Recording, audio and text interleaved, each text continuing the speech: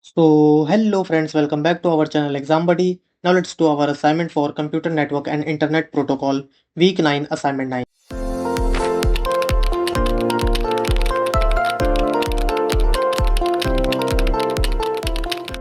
So the first question is, which component of SDN is responsible for communicating with the controller? So these are the option and the answer of our first question is A, data plane. And now let's go to our question number 2. A subset of a network that includes all the routers but contain no loops is called dash. So these are the option and the answer of our second question is A, spanning tree. And now let's go to our question number 3. Which classes are used for connectionless socket programming? So these are the option and the answer of our third question is C, both datagram socket and datagram packet.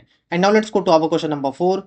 Which of the following is not a function of a router? So these are the option and the answer of our fourth question is D, packet retransmission. And now let's go to our question number 5. What is the role of the open flow protocol in SDN? So these are the option and the answer of our fifth question is A, to enable communication between the control plane and data plane. And now let's go to our question number 6.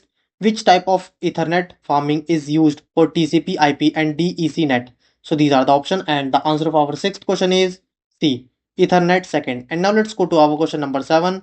Which of the following is not true regarding forward information base? So these are the option and the answer of our seventh question is B, responsible for margining the data plane and control plane together. And now let's go to our question number 8. What is the role of the northbound interface in SDN? So these are the option and the answer of our eighth question is B, to enable communication between the controller and applications. And now let's go to our question number 9. A network 192.168.10.0 by 24 needs at least 12 subnets. Which subnet mask should be used? So these are the option and the answer of our ninth question is B. And now let's go to our question number 10.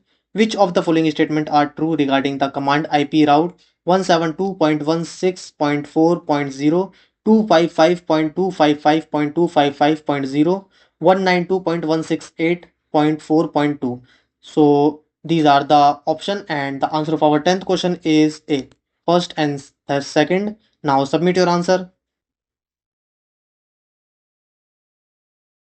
So friends, if you want more assignment answer in future, so you have to do one thing, you have to subscribe our channel. So thank you friends for watching our video.